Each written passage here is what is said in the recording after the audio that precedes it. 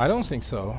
I think that Russia is trying to defend its national interests, and it is not Russia that is moving in the direction of NATO. It is NATO that has been moving from 1997 in the direction of Russia, incorporating new countries and coming to the Russian borders.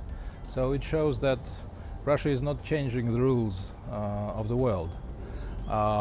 NATO is changing the rules of the world by bringing more and more countries inside, by establishing military bases, moving American and European troops to the Russian border. We have 4,000 American and European soldiers and officers on the border with Russia in the Baltic republics.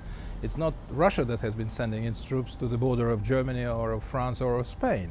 So I think that the revisionist side is NATO as an alliance, and of course Russia is worried about its security. So the measures it is taking has nothing to do with revisionism, they have to do with security.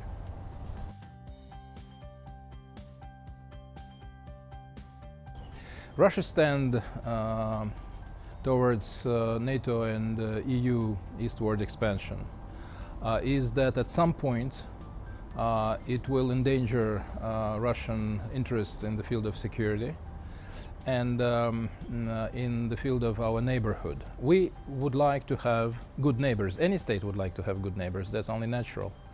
But unfortunately, NATO is, as I said already, sending troops to those countries. NATO is establishing bases in those countries, like in Poland, in Lithuania, Latvia, Estonia. Of course, it prevents a possibility of a good neighborhood. In 2008, the Bush administration tried to bring into NATO Georgia and Ukraine. And I think it was a very dangerous development, because Ukraine has around 1,500 kilometers of common border with Russia. And if Ukraine goes inside NATO, it will be a major crisis between Russia and NATO. So I would like NATO to understand that it cannot move endlessly towards Russia, because it will create a very critical situation. And as we are talking about a possible political conflict between nuclear powers, Russia is a nuclear power, United States is a nuclear power, France, Great Britain. So it may acquire quite dangerous features. So I think that it is time to stop NATO expansion eastward. If NATO wants to have a military cooperation with Ukraine or Georgia, it's fine. But one thing is cooperation, another thing is membership.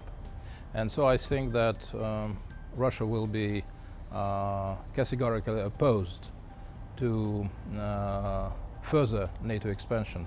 It's true that all countries have the right to choose the military alliances they want to be part of, but it's also true that Russia has also the right to react to those decisions. And I don't think that neither the West nor Russia are interested in a further negative development in this field.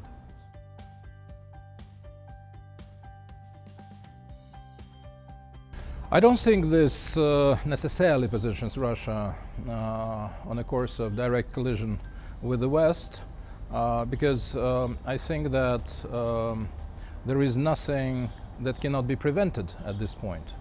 I think that if, as I said, NATO stops with this expansion that has been engaged for the last 20 years, that would help.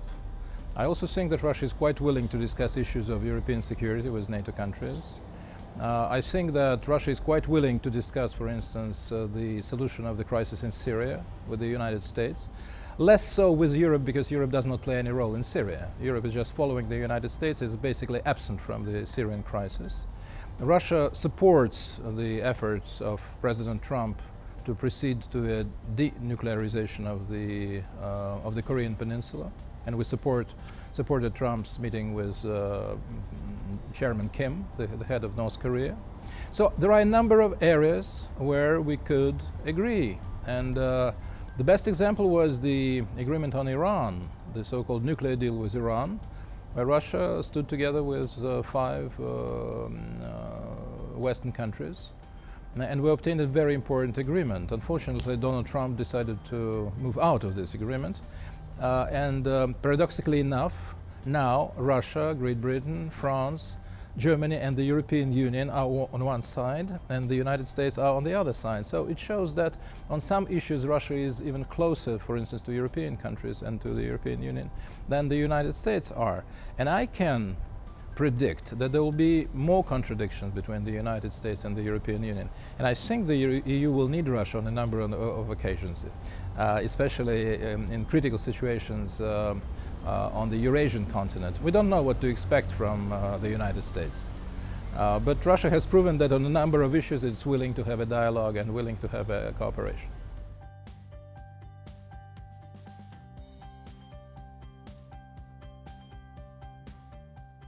I have to tell you that under Trump, the relations between the United States and Russia reached their lowest point since I don't know when.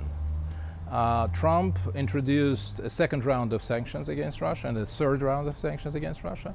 Trump took away a Russian consulate in San Francisco. It does not function anymore. Trump sent away 60 Russian diplomats from the United States. They have been repatriated to Russia. So I would say that at today's point, our relations are almost non-existent.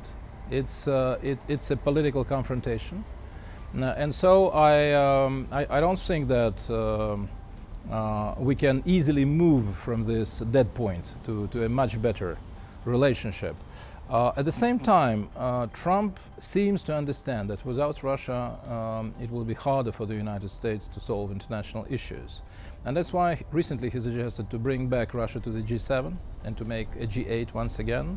And Trump also is pretty enthusiastic, as it seems, on a possibility of his meeting with Putin. This meeting will take place in Helsinki on July 16.